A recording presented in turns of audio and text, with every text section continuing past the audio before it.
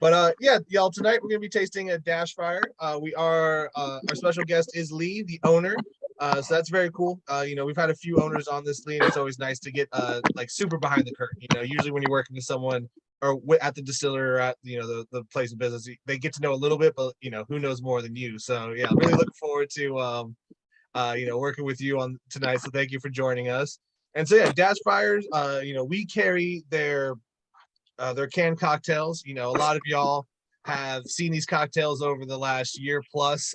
I've found these when I was working at Wine Warehouse, actually, the distributor of Dashfire out here in California. And I was just really impressed with them because this was back in 2020 or 2019, sorry, when I tasted them, and it was just really impressive because at that time, the pre-made cocktails that you were getting were these like big sweet styles where they're trying to cover up not so great alcohol with even like sweet syrupy things that don't really help balance out a cocktail at all. And the Dashfire is the exact opposite. Their old fashioned is one of my favorites. It's definitely something I take when I'm going to a sporting event, and take it in before we get into after we park and before we get in, have a couple of those to enjoy. And it's just one of those things where you can also just do something like that, but then you can also just take them home like we are tonight and enjoy them and sip on them for a while because they are balanced cocktails. These are the kind of cocktails that you get when you go to, for people here in Long Beach, when you go to something like a stave or, something like more of that, like that whiskey kind of bar, like a Blind Donkey, something like that, where they focus on making cocktails very well. And Dashfire, I feel, has done the same with their canned version of them. So yeah, Lee, again, thank you for joining us. Dashfire did start in 2013, right? That's when you all opened up. Coming up on our 10-year, yeah. Right on, yeah, very cool, yeah. So what made you decide to? You started with bitters, right? Or was that something you added later? No, for sure. Yeah, I decided long ago never to walk in anyone's shadow. Because if I fail, if I succeed, at least I live as I believe. I'm just kidding. That's Whitney Houston. Sorry, I just mess with people, make sure everybody's listening. No. I've loved flavor. I love to travel. I love spices. I lived in China for about a year and a half, a bunch of time in India and Sri Lanka, and kind of around the world. And everywhere I go, there's different spice markets and all that. But yeah, it was more like 2011 when I kind of really got started. I started a store that was out in that I managed out in New York City. I was spending months at a time out there, and that was the first time I had a real craft cocktail in a craft cocktail bar. It was a cocktail bar called the Little Branch in New York. It doesn't exist anymore, but it was a basement bar, nice jazz music in there. And it was recommended to us, and I walked down the stairs and I could smell that citrus. When you go into a good craft cocktail bar, you can smell that orange zest, when you come down the stairs. And so I was in Manhattan, and I said, well, I should probably have a Manhattan. So I had a Manhattan, and I watched him make it, and I was like, and then I drank it, and I was like, whoa, this is different. There's something different here. And it was I don't remember the rye, but I know it was Antica Carpano was the vermouth. Mm-hmm. And they had a La Parisienne cherry, and I was like, oh wow, this is different. And so I got home and just started geeking out about it. That was probably 14 years ago, I guess, maybe now, or somewhere in there, maybe 13.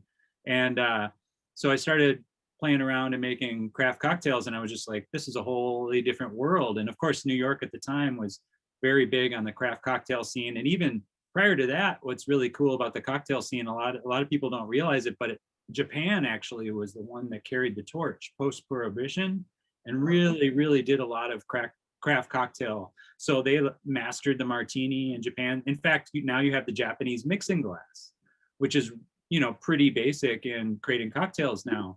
So a lot of people talk about the craft cocktail scene that kind of blew up starting out in New York, and then it really kind of restarted in Japan.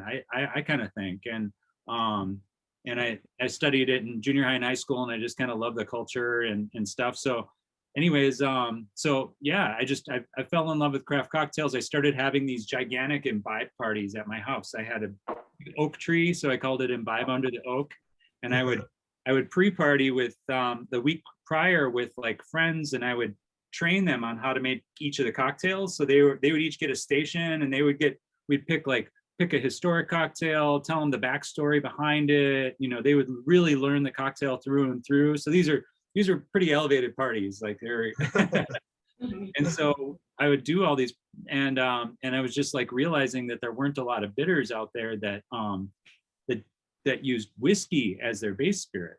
So I was like, what's going on here? Because everybody, you know, uses, you know, vodka or NGS, it's called, you know, neutral grain spirit. And so I was like, well, I'm a bit of a whiskey snob. So I decided, well, I'm going to start messing around with these bitters and making them at home. And so literally my first recipe, the first recipe I ever made, in fact, that's why there's a 1 on the bottle here, that was the vintage orange. So it's a bourbon orange bitters.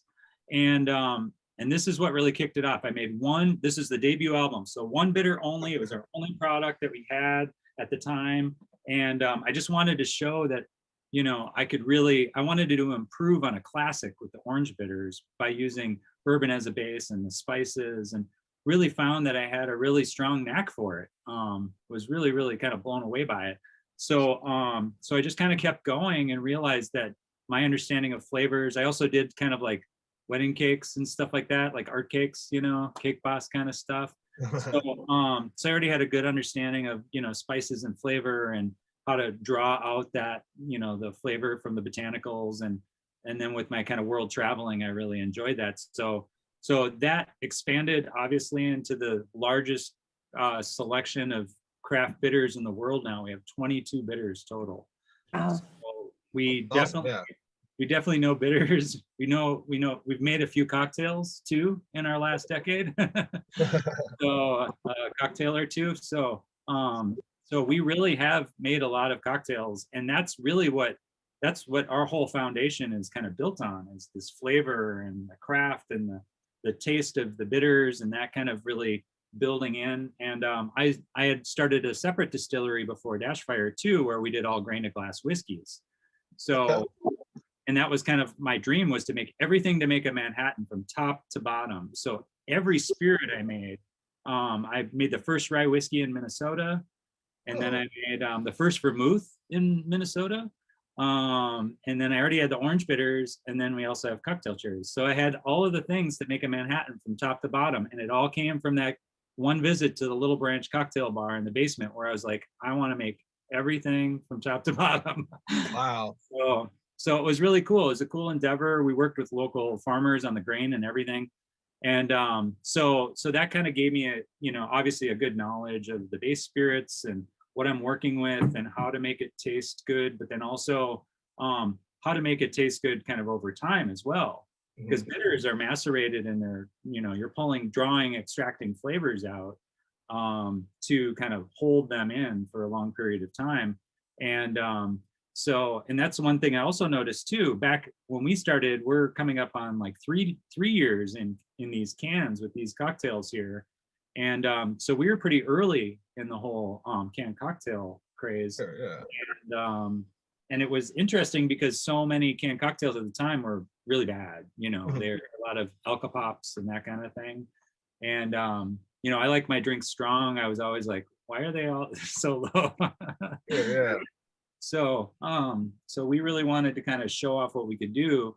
And when we started, I'd been wanting to do ready to drinks for a long time. It just took a long time to be able to invest in the canning equipment and all that stuff. So it was really exciting for us to be able to get into these cute little cans. And now we can for a bunch of other people now and all that stuff. And it's all a big old thing. And we have a new canning line coming this fall. So it's super exciting. But the first one that we came out with was this old fashioned. And we felt like if we're going to come out with an old fashioned, we can't just do a 3-part old fashioned. That would just be mailing it in. It would be too cheesy. People can do that at home. You can buy your bitters, get your sugar, make your old fashioned. This one, we wanted to really, really elevate. And that's I think why you like it so much, because we put, really, we've made a lot of old fashions over that decade. And so really honing that over time. And so this is actually like a 9 ingredient old fashioned. So it's Oh, not, it's pretty deep. And then 10 if you count the water, but which is an important component, but most people don't count that. But so of course this one's a bourbon base. I love bourbon through and through. I've been to probably about I don't know how many bourbon distilleries I've been to in my day, but and I really like a really good tasting old fashioned. Um, we had, we've since made actually 4 different old fashions. It's really? yeah, it's crazy. We went nuts with the old fashions just because I mean we love that cocktail so much, and you can do so many things with different expressions and different base spirits and all that. But this, of course, is our core one, and for us, my wife is from Wisconsin, and so I don't know if anybody knows, but they're really big on their brandy old fashions over there. So That's yeah, that's something I've actually wondered about. One of my friends recently moved there, and I told him his job was to go out and figure out why they use brandy as their base for old fashions. yeah. Because yeah, it's the one that's the like one of the notes I've always heard about Wisconsin old fashions. Like, make sure if you're coming from out of the state, if you want a whiskey old fashioned, you got to note that from the beginning. Yeah. And but also too, like for me, I think drinking is really time and place. Like Mhm. when you're in a supper club in Wisconsin, like I will absolutely, as in Rome, do as the Romans, So like that's in my mind, that's kind of how I like to live, because then I find, variety is the spice of life, and Sure. even there's a very complex menu on whether you get a sour or a sweet, and what your base spirit is, and it's really kind of it is fairly elaborate, but one of in her family, they of course make a lot of old fashions as well in Wisconsin at home, and a couple of her family members made kind of this simple spiced simple syrup, and I was like, oh, this is great. And this was long before any of this all started. So I fell in love with Wisconsin old fashions. I like, of course, whiskey old fashions a lot too, and this doesn't this definitely is kind of a little bit blasphemous in Wisconsin with the whiskey and the strength, and there isn't any Sprite in there, or the crazy way that they make theirs and muddled and all that stuff. But to me, this is paying a touch of homage to that Wisconsin heritage a little bit, because of course there's no muddled orange in here or anything, or Sprite or anything crazy like that. We're not going to go that far. But what we did is we made a separate extraction of chicory to bring in a little bit of that chocolatey, kind of like richness, kind of like coffee, kind of bringing that in, some broodiness, I guess is a good way of putting it. We use a lot of our bourbon orange bitters in it. We use an ungodly amount of this orange bitters. It's not cheap, but it's also what makes it so good, because when we make that orange bitters, we're starting with a bourbon base, and then but we hand peel all the oranges. So one thing when it comes to citrus and bitters, we have a number of citrus bitters, but it's very different when you use fresh. It's kind of like when you walk down the stairs to that cocktail room in Manhattan, you smell that citrus. You only get that with fresh. There are some bitters that use like dry orange peels, and they're fine. And sometimes we'll use dry orange peel in formulas if we want to go for a very specific kind of flavor. But they're chemically completely different. They go through a chemical change. It's kind of like a banana. A banana starts out green. It's chemically a different banana than a brown banana. If you took a mass spectrometer on and put it on it, you're going to get 2 completely chemical makeups. And the same thing happens with dried orange peel versus fresh orange peel. It's 2 chemical makeups. It goes through a change when it dries out, and you're losing some of those aromatics and volatile chemicals that you get in the fresh. You're kind of losing from dried, and you can just never get that out of a dried orange peel. So that's why we hand peel those. So like when we make a batch, we take 4 full size barrels. 3 of those barrels are jam packed all the way to the ceiling with orange peels, and then 1 is spices. So it's just like just ripping with botanicals. Our botanical to spirit ratio is like really, really high. So more than almost anybody in the industry. And so that's why ours are really flavorful. But in this case, we're getting tons of that fresh orange peel with that bourbon, which of course, orange and bourbon and chicory kind of coffee all play really, really well together. And then we also add just a touch of dark sweet cherry juice, just a little bit of homage to that. And that's where you get kind of like that nice red color from the old fashioned. It has like a nice little pretty red hue to it. And then just a hint though, you know, not so much. And then we have a number of our bitters in there. So of course the old fashioned bitters are in there. We have Jerry Thomas bitters in there. I don't know if you know, Jerry Thomas was the first documented recipe of bitters ever created. So there's a book called The Bon Vivant's Guide for Bartending, and it was the first bartending book written in like 1862 or something like that. And so he has a recipe for a decanter bitter in there that you can make at home. And it's just really beautiful because it has like clove and lemon and orange peel and raisins and rosemary. It's just a really, really cool mixture of botanicals.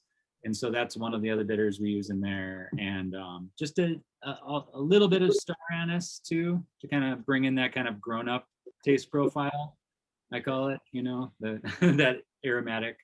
And so, and yeah, and then we use evaporated cane juice as our sugar, because we didn't go with Demerara because it was a little bit too broody at the end of the day, and with the mineral content of that sugar was a little bit too high. So, but so again, we put a lot of thought into this. In fact, we did modify the formula. We were in bottles before, and before we went into cans, we adjusted the formula even a little bit more. So, but this one's been really, really a tasty cocktail. Is anybody? I see some people taking sips of them there. Yeah, Pat. Well, Pat has a question real quick. I have a question. Can't wait. We're going to drink all three of these tonight, right? So, what order should we be drinking them in? You know, I guess Martinez would probably be the best first choice. We could talk about that one next, actually, if you want. Yeah. Okay. So we're gonna. That's kind of okay. Before I pour it, it should be shaken over ice. Shaken with ice. Yeah, you could serve it over just large clear ice, or you can a Martinez would be normally stirred over ice is kind of would be the normal method. Let me show you guys something. Let me see if I had Oh, that's actually funny. Sorry, while you're looking for that, Lee, if you look on the back of the cans, they actually show you the serving style for these. So it shows you like if you want to garnish it, the glass to use, and then stir cocktail on ice to chill and strain into chilled glass. Yeah, exactly. We're one of the few people that actually puts recommended how to serve the cocktail on the back of it. So very cool. Yeah, because not everybody knows, like the Martinez is a really beautiful cocktail. A lot of people aren't aware, but it actually predates martini. So it actually came out before, and it's a really beautiful cocktail. Normally it's made with Luxardo maraschino liqueur. We used elderflower liqueur in this one, a house-made elderflower liqueur. But it's a really pretty cocktail. So in terms of cocktail order, I would say, probably the Martinez first, and then the Manhattan, and then the old fashioned. But if you're already drinking old fashioned, obviously there's no problem. You know, the Martinez is actually the one I was most excited about because I hadn't heard of this. I'd seen the cocktail before, but I've never tried it. So when it was suggested by y'all that this would be the third one for the tasting, I was really excited that we get to test it out. It's a really cool cocktail. I've made this cocktail a lot of different variations of this. I made one variation where I actually used my the Chinese bitters that we make, and that's interesting too. But this one is really fun. So yeah, the best cleanest method when you're talking about cocktails, reasons Um, uh, so there's a kind of a one of the rules of thought for shaken versus stirring a cocktail is if all of your spirits or if your cocktail is clear, you should be stirring it over ice versus shaking it over ice. Now, every cocktail can be enjoyed however you want. That's something that everybody should always remember. If you enjoy like your martini like James Bond shaken, then and it makes you happy, then that's how you should drink it. Like forget everybody else who tells you not to do it that way. But it's good to know the original method if you have an opinion on it. But like a martini is 100% clear. So then if you stir it, and one of the reasons why they stirred, kind of the old historical method, why they were stirring cocktails, is if you shake a cocktail, pretty much no matter what, it's going to get kind of cloudy. But back in the day, bars would, obviously they weren't 100% honest with their guests and all that stuff. There's bars like that today too, but they would cut it with other things, and they would also cut it below proof and those kinds of things and put it back in the bottle. And so stirring a cocktail historically was to really kind of show off that the cocktail was 100% made with high quality ingredients, because that was questionable back then. So that's kind of why a lot of those were stirred back then. If you shake like a Manhattan or a martini for that matter, it will taste different. It softens the spirit and makes it a little bit less alcohol forward. So because it's adding air bubbles to it.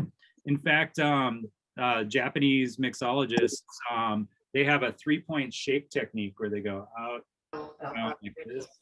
And you'll see bartenders do this kind of like very specific shake like this. And that's to kind of like twist it and get as many air bubbles into the cocktail as possible. And they've all this talk and debate over how much is the right amount and all that, and the right ice to use and all that stuff.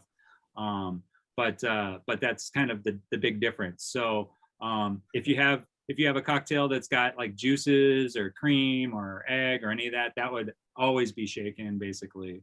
And so that's kind of the general rule of thumb. And then also a little bit of a trick for you. When you're stirring a cocktail, I don't have a bar spoon here, but if you have a straight-sided glass, when you're using a bar, if you have a bar spoon and like say a Japanese mixing glass, you'll see the bartender stirring the cocktail and their hands always kind of look a very specific way. Well, it's because they're keeping the back flat part of the spoon up against the outside of the glass. And when you're stirring the cocktail, you don't want to jar the spoon around. You want to actually put the spoon with its back to the outside of the glass and get used to spinning it around so the back stays all the way around. So then you have that centripetal motion of the ice spinning, and it's drawing and diluting, but it's not adding and churning up air bubbles into the cocktail. So it's kind of a fun technique to learn. A really easy way, if you don't have a bar spoon, is if you have a chopstick. You can't mess it up because there's no back of a spoon. And you can even buy stainless steel chopsticks and look fancy, but still have a really good stir technique on your stirred cocktails. So I think IKEA's even got some great tall glassware that looks like Japanese mixing glasses for like $3.99. So there you go. Nice. Yeah. So a little cocktail practical class there. But the Martinez is the cocktail itself. It's a really pretty cocktail. It's I love gin. Gin is a really pretty botanical spirit. Yeah, perfect. Cool. Everybody like gin? Oh yeah, we've done a few gin events for this. Yeah. Yeah, I say if somebody doesn't like gin, they just haven't drinking enough gins yet. Like, but it's really that simple, because there's so many, and botanically the amount of juniper that could be in it. There's some very strong citrus forward ones that are great that don't have as much juniper, that people can really love. This is a very citrusy kind of gin. I designed it just for this cocktail. It uses a couple things. So we use lemon and orange, and for kind of our citrus forward. And then because it's distilled off, you don't get any of the bitter qualities from the orange and the lemon peel. And then there's, of course, juniper in there. And then we use angelica root. Angelica root is really pretty. It's a very bitter root, but it's really kind of a really beautiful one, and it helps bond all of the aromatics kind of chemically together a little bit. So it's a really good, helpful botanical there. That's why you kind of sometimes see it in gins. And we use coriander. So that's our 5 botanical bill in our gin, and because of that, you know, we have this really beautiful elderflower liqueur that we make. Whenever possible, we like to not necessarily sweeten with sugar. We actually prefer to sweeten with something else that's also going to provide like flavor value to the cocktail. So we're actually using pear juice in our elderflower liqueur as kind of our backbone for the sweet structure behind the cocktail. What kind of juice was that? Pear juice. Pear. Okay. Yep. And then there's a little touch of apricot in there too for kind of the acidity to bring in kind of that sourness. But then also I wake up in the middle of the night about, you know, thinking about shelf stability and, you know, oxidization and all that stuff. So I've had to stress about all that, so you guys don't have to worry about it. These cocktails have been really thought through. So the great thing about, like, say, using an acid like apricot, for example, is that it's not going to oxidize over time, but it's also really pretty. And pear as well, like things always kind of can change technically over time. There's nothing you can really do about it. Every food scientist will tell you you can't change it. But if you use ingredients and you know where they're going to end up in the future, you can kind of play your slice, I guess, you know, is kind of the best way to put it, you know. So like, you know that pear is going to taste good because even if it does oxidize, it's going to oxidize in a really pretty way, like almost like a cider kind of direction, you know, whereas lime will oxidize in a really bad way. So kind of avoid that at all costs. But apricot, really beautiful, right? It's kind of like a dried fruit, you know, you kind of already have this beautiful tartness, but then, acidity, but then just that right flavor. And then the elderflowers, of course, a lot of people don't know it, but Minnesota is the 2nd largest grower of elderberries in the country, behind Ohio. So minor known fact about Minnesota that most Minnesotans don't even know. So it's kind of cool. We have really cool crops here, and so it's a really, obviously a beautiful flower. So that's where that pear kind of plays off of the elderflower aromatics, kind of like that lychee taste that you sometimes get from elderflower, that you taste like in, say, like a Saint Germain or something like that. So we did that, and then we used grapefruit bitters, but we didn't want to put the grapefruit in the gin distillate because we want the bitter compounds to come through, and you only get that through soaking it and macerating it with the bitters. So that's why this one's kind of just really for summertime. I love this one. You know, this is just such a great cocktail to sip. You know, it can, like, we, you know, stirred it over ice and served it up. I also like, if I'm, say, like at the cabin or something, I will put it on some ice to kind of let it dilute more over time. I didn't want to have it quite so strong. And then a twist of grapefruit is a really good way of kind of garnishing this one.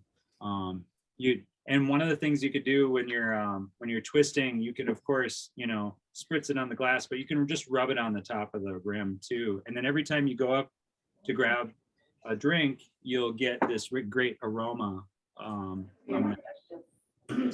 That's awesome. You know, it's funny because you mentioned earlier, like the small glass or the size of the can, and Yeah. you know, you've talked about the ingredients that you all use. So like, I've like the first time people have tried this, when like we first brought them in, a lot of people were like, oh, the size of this, like, you know, it's only 100 ml. Like, how is it, you know, how is it $5.99? I'm like, well, look at the percentage that you're talking about, which is something that you mentioned earlier, Lee, about, you know, wanting a canned cocktail that hits something, like has the right percentage of ABV. I would also like, and plus you can tell after trying even just one of them the ingredients that they're using are also at a different level than a lot of what you're getting in a lot of those canned cocktails. Where, as you said before, you know, they're just using neutral grain spirit and just whatever else they can kind of get together, a lot of sugary stuff. So then you just get these big syrup bombs that, I mean, the reason why they're 10% is just like wine. So, you know, lower ABV means more sugars in them. So yeah, really Well, nice. and this can is actually the exact size. If you ordered a Martinez at a cocktail bar, volumetrically it's the same. In fact, actually it's slightly larger. Generally, you'll get a 3-ounce pour for, like, say, an old fashioned. And all these are basically kind of classic cocktails that are served in that method, either in a martini glass, and a lot of times martini, or like a champagne coupe, you know, the wide mouth coupe glass that's really popular now. Those are 4-ounce, and obviously you don't want it right up to the rim. So this is 3.4 ounces, and it just fills up that glass perfectly. In fact, I've seen some, like, YouTubers that are, like, reviewing the cocktails, and I'll see them. Sometimes they're, you know, they've shaken it over ice, and there's a 3-ounce and a 4-ounce version of a coupe, and I've seen them. I could tell that they have the 3-ounce, and I'm like, they're gonna pour over. It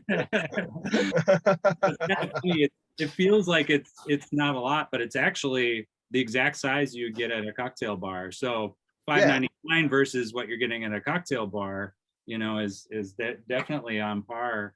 And these are all, like, you know, my bartender friends, you know, they've got their favorites and stuff too, but we're making this just like they would at a craft cocktail bar, just in a much bigger vessel.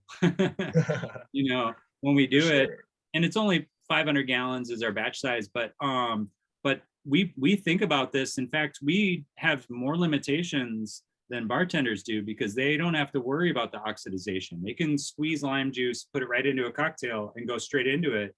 We have to think about how this cocktail will taste good over time. So it's more of like kind of a barrel aged cocktail program, more along that level.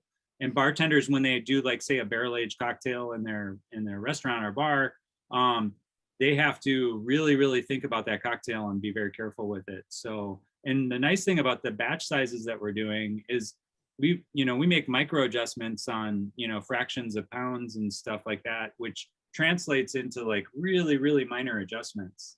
And so what's actually really exciting, I think you kind of brought it up in your video a little bit. We're currently in the process of moving to a new facility. If anybody ever comes to Minnesota after November. We do. We come to Minnesota all the time. Oh, do you? Oh, Lisa and Marilyn do too. Yeah. We like Minnesota Twins, so we go there to watch their games. Oh, right on. Great stadium. I'm a Minnesotian. Oh, Yeah. nice. There we go. Because we're going to have our cocktail room open this fall. We're moving to a whole new facility, and we've, you know, basically quadrupled our footprint, and we're going to make some really cool cocktails. We'll also have a patio next summer, and all of that. So I'm excited because I'm going to be able to be more face to face with everybody and kind of get this feedback. But on our menu, one of the cool things that we're going to have is it's going to be called a guinea pig.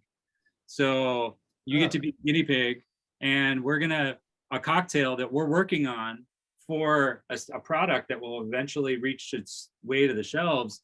You'll get a flight of that same cocktail with micro adjustments, and then you'll get a comment card, and you'll be able to go and tell us what direction. That's cool. That's it. Who doesn't like interactive drinking? You know, that's really fun. Yeah, for sure. So I think that I think it'll be a really cool way to kind of get feedback, but also, like, because we're doing this back of house right now with, like, all of our employees and friends and family, you know, doing these micro adjustments. But I love it. I've done other classes where I've used those classes as a way to, like, taste test new cocktails and stuff. And it was great because I just want to say that when I first tasted the Martinez,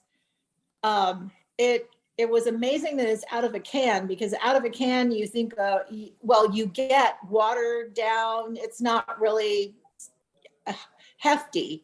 This was like, oh my goodness, this is spicy. It's like a really made drink already, not a canned drink. Yeah. I just love it. I'm sure all of you have gone out to restaurants and bars and drank craft cocktails. You're obviously interested in this kind of thing. You've had a lot of cocktails, and sometimes they miss and sometimes they hit, you know. And but like this is on that same level with It is. those, you know. So yeah, we want people when they drink these to really feel like we really put the effort in, like a craft cocktail bartender would, because you know, it's important. I mean, you know, they're going to enjoy this. Our cocktails end up kind of being a little bit more of an event because it's higher alcohol. So you kind of, you know, you can't drink a whole bunch of these or just, you know, do this and then go mow the lawn. You know, it's not the time and place for it. But when you're having one of these, it's usually a bit more special. You're kind of like having friends over, or you're hanging out with family, and you know, or at the cabin, and you've got a moment where you're gonna chill, and like it's a special time of the night or something like that. You're gonna watch one of your favorite shows or whatever, you know. So these cocktails are very much in that kind of that same vein. You can have these and not bring a truckload of ingredients to actually make them yourself or make a like thing. Yeah. These do it. These are perfect. And you can trick your friends, you know, like you're like, oh yeah, you know, I've gone to bartending school. I've learned a lot of things. Let me show you. And then just pick up a line of all the Dashfires. Like, what you looking for? Here are my like 4 signatures. And then, yeah, I mean, depending on who your friends are, if they shop at the wine country, they might catch you and be like, I've tasted this before. This isn't from you. But the general public can get away with it for a little bit at least. Yeah, I'd love to do a like hidden Dashfire can cocktails across craft cocktail bars around the Twin Cities, and like see if anybody notices, you know. So it's but it's, you know, in Minnesota, you know, they love these. I mean, we go through tons of them here, and but they trust us now. So anything we ever come out with, they're like, oh yeah, we're gonna try that, because they know we make good stuff, and you know, they've had it before. So we've kind of built that reputation now over time. But yeah, this one I really do love summertime. A fun way to also serve this is just in a stemless wine glass too. Actually, a lot of the cocktails are. I have it in a martini glass. Oh yeah, absolutely. Yeah, the coupe glass is awesome. That's kind of like the utter classic. That's what I would. Yep. There you go. Pat has all the glasses. Yeah, she's got a nice collection. Yep. You got to hit up the antique shops and grab all the coupes you can possibly get. They go quick. Hey, Jeremy. Yes, Val. Yeah, Danny. Yeah, one thing for sure, if you don't want to fool your friends, you make sure you don't let them look in the trash can and see the can.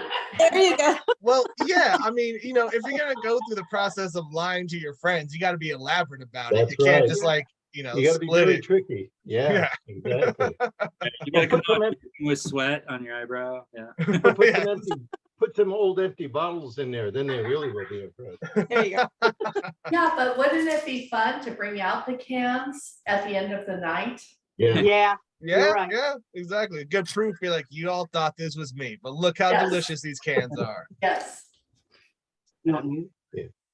So, right on. So, what is it? So, who likes the? I mean, I'm a big fan of the Martinez. This is, like I said, the first time I've tried it. Very impressed with the flavor profile of that. That's definitely going to be one added to the list for sure. Yeah, I go back to that one a lot.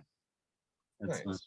That's like I said, my you know, each season, like I said, time and place for different cocktails, and this one is definitely for warmer weather for us. But yeah, and it's crazy cool because like so many people who aren't really into, like, you know, have had other cocktails or might not be really big into gin.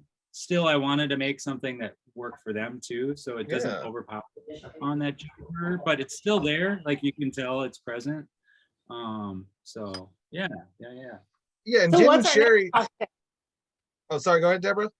What's our next cocktail that we should try? I believe we're doing the Manhattan next, right? Oh, Manhattan. Okay. Yep, I see it there.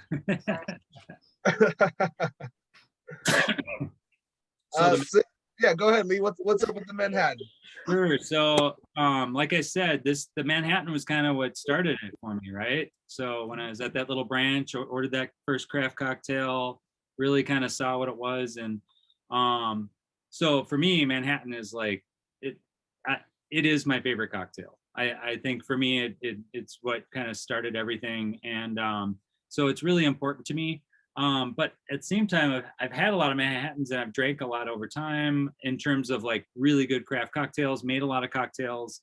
So this Manhattan was literally made for myself. This was made the way I want to drink a Manhattan, like exactly the way I want to drink it. So what I did here, and also because I really want to make sure something tastes good over time and all that. So if you're reading the ingredients, you'll see that it doesn't say vermouth, it says sherry.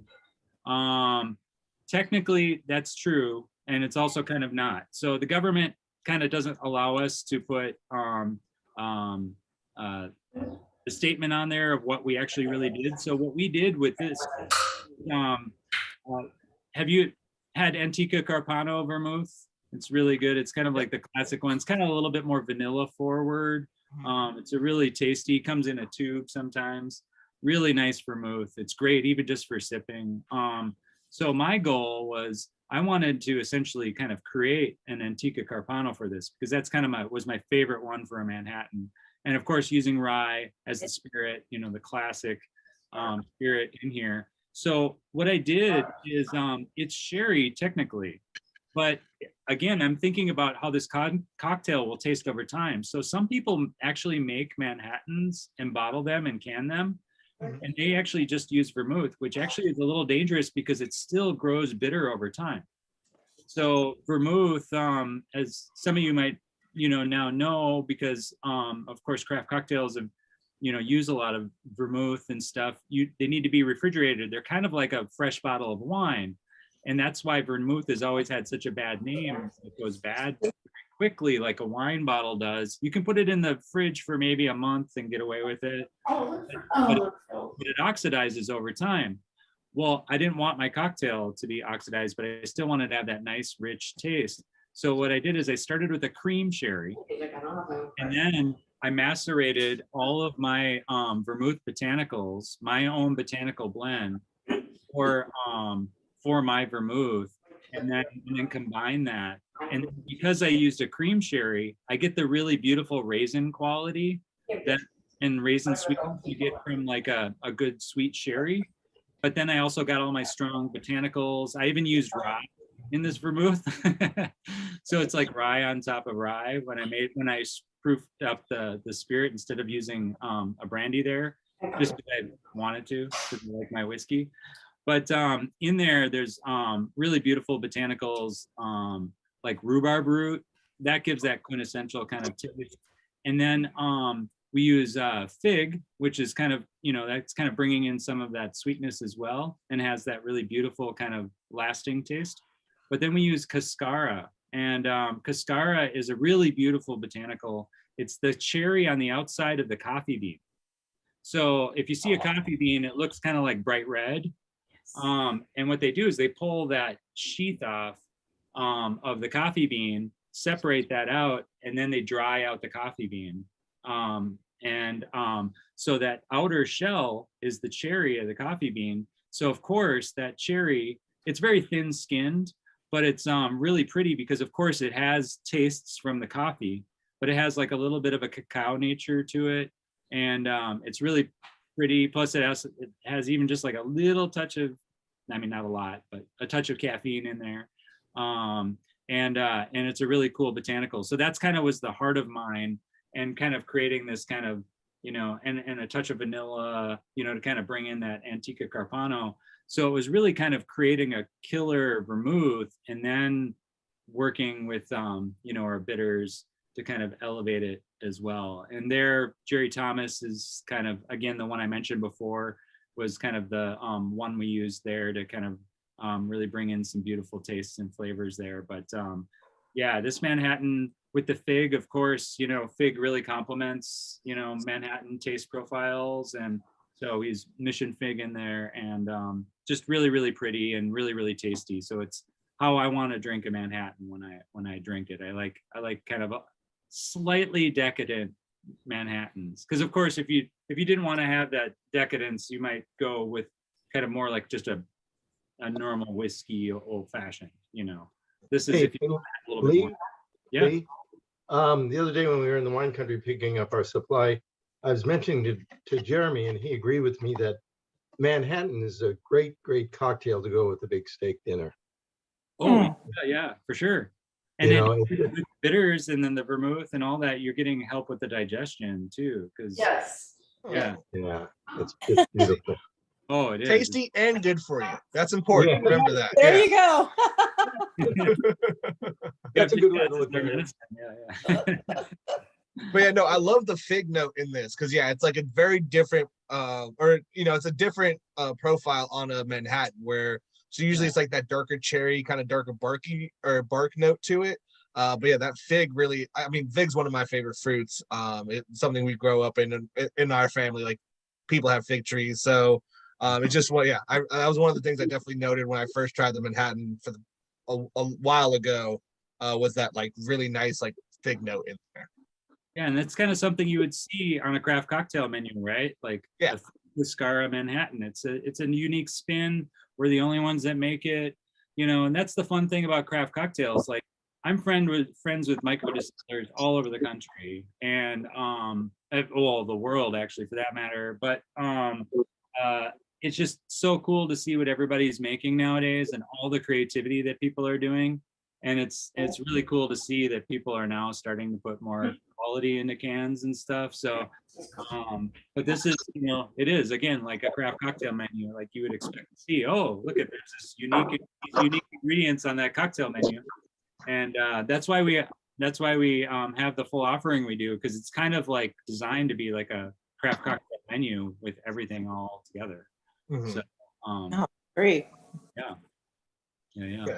And again, like I mean, you know, like Lee mentioned earlier, if you go to a craft cocktail bar, you're paying like 12 to 15 bucks for these, like on the easy end. Like that's if they're being nice with their pricing. These are $5.99. You know, you take these home, $5.99, like, and you get to stay home. You know, you don't These have are to pay for it. $5.99. Oh my gosh. I don't know what they cost. Exactly, Deb. $5.99. Yeah. But yeah, Yeah, you know, like if somebody had a restaurant or bar and was selling cocktails at $5.99, they would be like just rushed constantly. oh, there's a bar not too far from my house here on 4th Street that when they first opened, they were doing $4.99 whiskey showers, and I was worried about it at first, but then I had one, and it was a decent. I mean, you know, for exactly when you think about the price for a $5 whiskey sour, it was well done. So me and my friends stayed for that night, and it was a good time. Cool. Yeah. Yeah, we want to have in our cocktail room, we want to have a vending machine, an old vending machine where people can just get the cans out, you know? There you Yeah, go. there we go. I like that. Yeah. So they got to serve themselves if they want. And they can, you know, or they can get one of the fancy ones or something. The new ones we're working on. Yeah. Now, can you freeze the cans and just pour them after the freeze, or do they freeze? Yeah, at this alcohol level, they definitely don't freeze. Yeah. You'll be good. In fact, you can, fridge or freezer, either one, you can throw them in there. You'll be fine. Oh, perfect. Because when I make my martinis, Hmm. I freeze it. I put it in a carafe and I freeze it. So when I want my martini, I just pour it out. It's really Right out the cold. freezer. Nice. Yeah. Yeah, and this at 38% alcohol, it's also kind of designed. Bartenders like to use like high proof whiskeys when they make cocktails, like Manhattans and old fashions, because they want to control the dilution level. Mm-hmm. So that's another reason why we have this at high alcohol level, because as an imbiber myself, and I enjoy these cocktails, not everybody is going to want them 38%. And at that point, you know, you have control over it. You can never proof it back up though, unless you add somebody else's spirit in there. So these are designed to literally kind of really, that you can freeze them, have them in the cooler, you know, at the cabin and drink straight from the can. I like to drink them from the can. I think it's fun. I feel like a giant, you know. But then it's also nice too, if you do need some dilution, you know, again, everybody should enjoy cocktails the way they like to enjoy them. And if they need a little bit more dilution, you know, they should, you know, do that and enjoy it. And so they can add ice, the different kinds of ice you add can have an impact on your dilution. If you use a big cube, it'll keep it cold, but then it won't dilute it as much. If you use smaller ice, it's gonna, melt a lot faster. And so it just depends on the scenario, Lee, they're all higher proof, so you can kind of bring them down if you want. Lee, Yeah. are you doing anything with vodka? We have a vodka lemon lavender martini. Oh, Yeah. So, yep. I have to say those lavender bitters are phenomenal. Oh, have you had them? Yes, definitely. Really? We use them Really? for one of our signature cocktails at our wedding. Really So good. thank you. oh, Oh, wow. I actually had that cocktail. Yes, it was very good. Interesting. Yeah, we Okay. make I've got a daughter too, and she loves making kitty cocktails with the bitters, because like it's just, it's that extract flavor, but yeah, the lavender, she can identify all the aromas from all of these. Wow. Yeah, she knows them all, so it's pretty cool. She'll be our running the business. Taste tester when she grows Yeah. up. That's funny. I used to do stuff like that when I was a kid too, was make kid cocktails with bitters from the store. So no, that's funny. Well, we have a very complex kitchen, so we have like malic acid and ascorbic acid and like citric acid. And she's like, this needs a little more malic. I want that full acidity in there and stuff. And so she's pretty funny. And then I always have like lots of different kinds of juices, weird ones like aronia, different things like that. So Jeremy, definitely getting used to a lot of. Yeah, Denny. Yeah. have you ever put any bitters in a Roy Rogers or Shirley Temple? No, I think I kind of more went with like the flavors of the bitters and then built around that. Okay. I mean, with the Shirley Temple, I guess you could do some more like a citrusy bitters though. I wouldn't do like, but we're getting a little off topic. Just the Robin, thought. did you put a cherry in your Manhattan? Because that's a nice touch. Yeah, I did. There you go. There, you Nice. like that garnish there. See, again, yeah, I had to, it's funny. I didn't notice that until earlier this week that you all put the like serving suggestions on the back end, which again, Yeah. very unique for a canned cocktail. Because usually for companies that make these ready to drinks, their just goal is for you to just try to chug it out the bottle and get there real fast. Where, I mean, again, ingredients wise, profile wise, everything that is Dashfire just tells you like, enjoy this. This isn't an end goal. This is the goal. And that's one of the reasons why I like Manhattan so much too, because it's one of them that comes with an edible garnish. The cherry. Yeah. Exactly. Yeah. I've I tried the Manhattan. It's really good. It is. yeah, Yeah. Really good.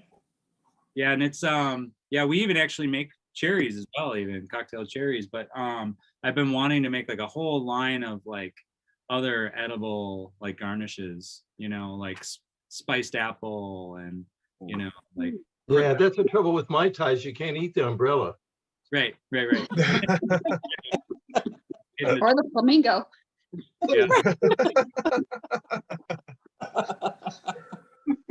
Yeah. Yeah. I wanted to originally my cherry formula was actually based on because Wisconsin grows a ton of cranberries, and so I made spiced cranberries for garnishes, and those are really, really good, but they're difficult to work with. But yeah, no.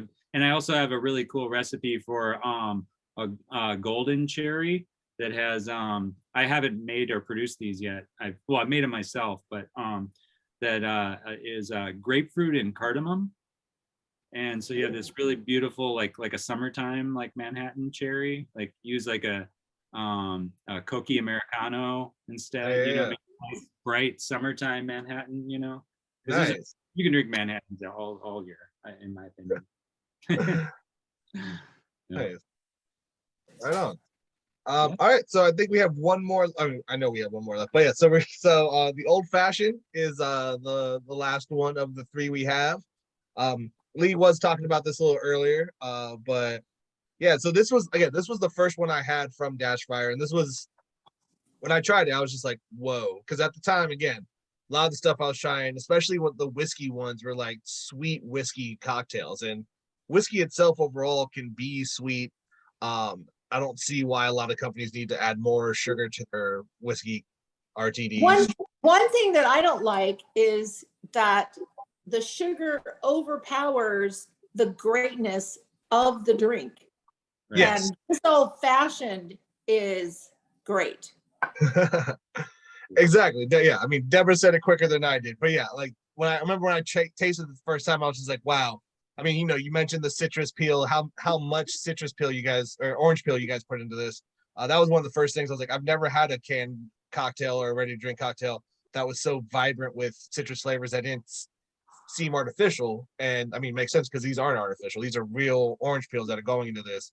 And that was the first thing that was unique about it. And then like the fact that you get to actually taste the whiskey and not just the simple syrup. Because a lot of the other ones are like, oh yeah, you get like a touch of bitters, you get the hot taste of whatever base alcohol they're using, and then you get that syrup on the finish. Where this one, it's like, no, you get every single piece of an old fashioned if I was just making it at home too. Exactly. Yeah, and of course with the old fashioned, you want to definitely taste the whiskey. Like that's the thing. You can't lose sight of that because that's kind of really the main reason why you're drinking an old fashioned, you know. And I mean, yes, of course you could have straight whiskey, but like you really want to taste the whiskey when you're having an old fashioned, in my opinion.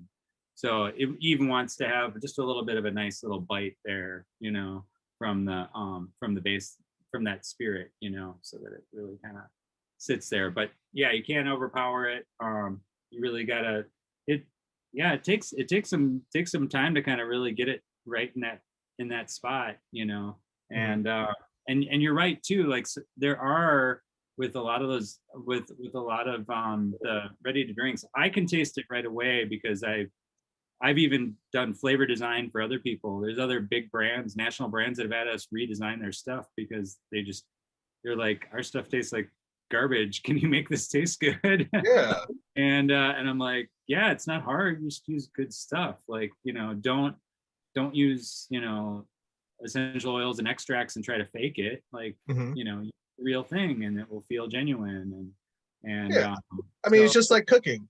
You know, it's just like cooking. It's all about your base ingredients. You start with good base ingredients, you're gonna get a good finish. And I mean, exactly what you're saying. You know, a lot of people using extracts, using like artificial stuff, and it's just you can taste it from the moment you try it. You can taste it. I remember, you know, over the last handful of months, I had a rep drop me off some RTDs, and he's like, "Yeah, you know, they're like high, like they're kind of sweet, but like they're higher ABV, so that kind of helps." I'm like, do you not see what we have on the shelf already that's been working for us? Like, you know, like Dashfire, I mean, especially the old fashioned. The old fashioned is by far a bestseller at the store, but for the any Dashfire we have in, it sells well for us. And I'm like, you know, you see the other stuff we carry, like what makes you think I want a sweet bomb that's just high ABV? Like I have high ABV stuff that tastes really good too. So let's go with that instead. Yeah. You'll have to, since you're over at Wine Warehouse, you'll have to tell them to get the 3-pack of old fashions this the holiday season. Oh, we do the 4-packs. The 4-packs sell for us great. But if there's a 3-pack, I'll definitely talk to Kelly and Ryan about that. 3 different old fashions. Oh, so it's a rye ginger old fashioned, a rum allspice old fashioned, and then this one as well. So in one box. So yeah. Well, Kelly and Ryan put me down for a couple cases. We'll start there. Yeah. Oh yeah. Kelly will make that note. I know. We're good. Yeah. Perfect. That's awesome. Yeah. No, that was. If there's a gift pack with some of those golden cherries you were talking about too, just out there, it sounded amazing. Yeah, I gotta make some more of those. It's been a little because there's not enough edible garnishes out there. I was even playing with making you know, glacé, where you turn the fruit in fruit rind into like kind of like a candy. Oh, so okay, yeah. I didn't know that was the term of it. Nice. Okay, glacé. So it's kind of beyond the cherry, you know, with the sweetness, you know. And so I was playing around with like bitter infused like glacé orange peels, because then you could eat the orange peel, still have it in the glass and things like that. Yeah, I played with a lot of weird things like that.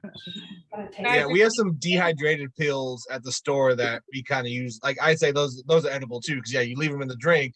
they start Yeah. absorbing up some of that booze, and then you can just chew on that for a little bit. That's fun. Yeah. Yeah, So it'd be fun to make like flowers out of like fruit roll-up kind of material. oh yeah, Have like beautiful garnished flowers, that are already pre-formed, yeah. like you can make all kinds of cool like flavors on that, like apricot. This is old fashioned. So, all right, everybody. So now that we have tried all 3 of the cocktails of the night, what do y'all like? What's your favorite? Which one that surprised you? Feel free to comment, or you can type it in and I'll read it out loud. Okay, my favorite, because I'm a gin person, is the Martinez. All right, yeah. It resonates with me, but I like all 3 of them because they're not so sweet. I mean, usually I try these and they're sweet, but this resonates. There's some sweetness there, but it resonates the alcohol and the flavors more than just sweet. So that's my comment. Awesome. Thank you, Deborah. I like the Manhattan, because I do like the fig. Yeah, right. Yeah. And by the way, we're gonna be in Minneapolis, I'm sure, next year in the spring or summer, so we're gonna be looking you up. Yeah, And I'm gonna try and tag along with these. Yeah,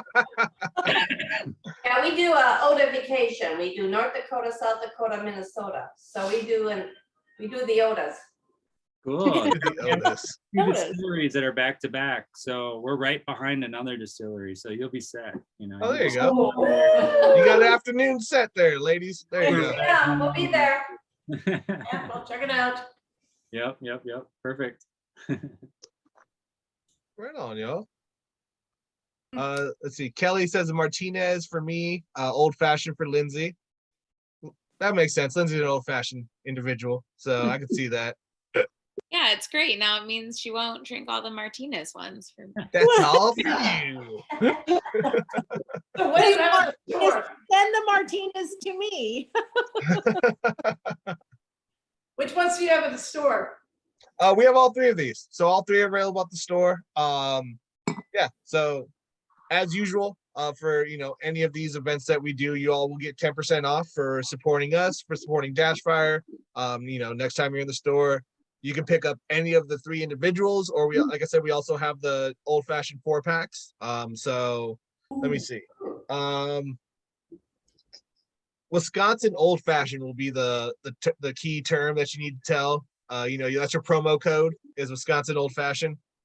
Just because I take notes during these of things I like that we converse about, and that one's always a funny conversation for me because it's very regional. That's a very regional conversation that you have with people. So Wisconsin. If they walk in with a cheese head, does that just automatic? Yeah. If you walk in with a cheese head, automatic. We have Dr. Caps. Are you going to start carrying their bitters as well? Wine Warehouse. What's up with that? You guys have? All right. So yeah, I will then talk to my 2 WW people, and we'll start looking at that. That's no problem. That's next week's adventure. Yay. Jeremy? Jeremy. Yes, Jeremy? yes, Denny. Will you be able to also eventually carry his vodka brands? That's a question for my suppliers. Okay. Okay. Yeah. What about his gin brand? Again, that's a question for suppliers. Lee might have some answers for this. I don't know. Lee?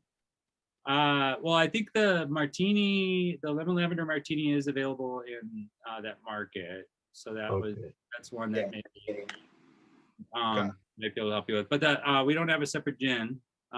It's just in the cocktail form. So, See, that's dedication alone. Making a gin just for a canned cocktail, like just for a can, but specifically for the canned cocktail. Like most people would just outsource that, grab some gin that they know from a friend who makes gin, and use that. But Lee and Don are like, hey, let's make our own gin. Yeah, all the focus. That the biggest thing about Dashfire that, I mean, especially after talking to you tonight, Lee, is that the focus into detail that y'all have about every single piece of ingredients that go into these cocktails. counts and you all think about it, and that's really cool because again, in the RTD world, that's not the standard. Yeah, there's a lot of even stuff now that's just flying out on the shelf, and you can tell taste wise, you know, it just hasn't. They just want to get it out there, you know. It's because it's the hot thing right now. So it's Right. kind of sad to kind of see that stuff. But at the end of the day, you know, the stuff that really does taste good is what's going to stand and be there at, you know, years from now. So that's kind of what we're after, you know, keep tucking your head, working hard, and making good quality stuff. And I think when we look up, everybody will still be there and appreciate what we've done. So. And the great thing about your Manhattan is it's so uniquely complex, and I mean, it has a great taste. It's not your typical run of the mill Manhattan you get at an average restaurant, and that makes it great. It's very good. It's very good. Yeah, and it's great to have. Be great to have that cherry, so I could swirl it around a little bit and then have it for dinner afterwards. Oh, So. it is. Yeah, raise your hand if you are you raise your hand first if you eat the cherry at the beginning. Oh, I'm a cherry first guy. Yeah, no doubt. Oh, wait, now I have two. One at the beginning, one at the end. Oh, you see? At the end. At the end. At the end, I want all that alcohol to soak in. Oh, hell yes. I mean, it's soaking into me. I don't have to worry about the cherry. It's fine. Like, just your give it a nice master- little stir up front. What about you, Lee? What's your style? I'm definitely I'm a patient. I like to wait till the end. I like to Yeah. I like to ask for two, so I have one at the beginning and at the end. Just saying. I see, Rob. Okay, Rob and Lisa, y'all got the same style. I like it. I'm a little greedy, I want two. $25 a month. I put 3 into mine, but I eat them all at the end. Well, truly, if anybody is ever in Minnesota, you know, look us up because We will. Go every year. We will. Custodian. yeah, don't come in the winter. I've been there. I've been there in December, it's 20 below. I've been there in February, it's 30 below. So yeah, been there, done that. I lived it. So, and I'm from northern Minnesota. You guys are like wimps. You're in the south. Just saying. I used to live up in Grand Rapids, but we do cry sometimes in the winter. Oh yeah. Well, okay, Grand Rapids, you're lateral. You're all Well, right. if you get negative temperatures, you get to cry. That's fine. That's it doesn't matter what party you in. Like I lived in Kentucky for 5 years, and somehow your hair freezes. You know. Yeah. So yeah, somehow in the 5 years I lived in Kentucky, we had negative weather. We had negative degrees 2 of the years. I'm like, when I moved out there, you people told me that none of this would happen. You say that slightly snows for a little bit, no problem. We had ice storms, we had snowstorms. It was horrible, but it was a great time. But I remember like seeing -2 in on my temperature reading. I was like, who goes outside? Who does this? And there's a whole part of the northern part of this country that does that all the time. Y'all are wild.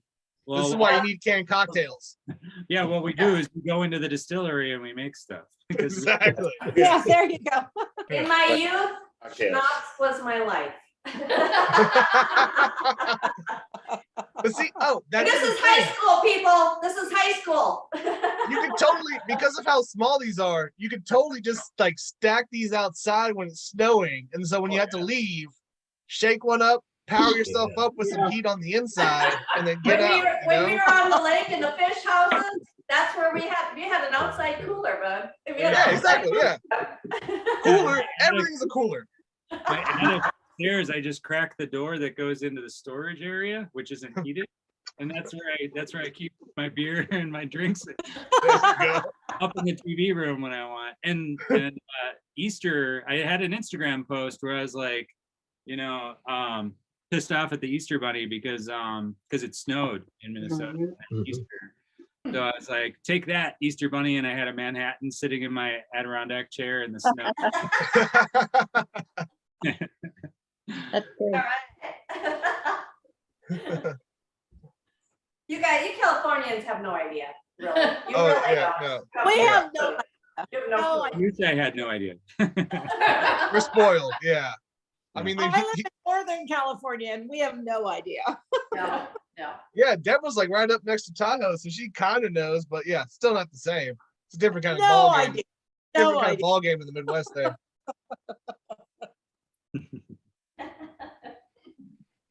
we all Awesome. survived. You know, even with Yeah. the cold, we all survived. But hard Awesome. liquor was very prominent in our young lives. Let me just tell you that. It kept us warm. For sure. Well, everybody, thank you so much for joining us tonight. Lee, thank you so much for everything.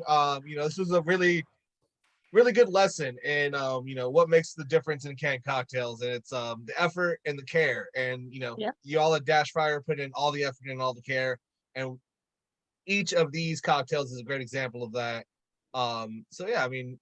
Thank you so much for your time. We really appreciate you coming on tonight. Yeah. Thank you. Yay. Thank you so much. Yeah. These are great. Next summer. Really good. Yeah, we're gonna find you. Cool. Thank you. All right, everybody, thank you so much. Have a good night. Lee, really Good. appreciate it. Thank you. Thanks, Jeremy. Thank you. Thank you. Thanks, guys. Thanks, Lee.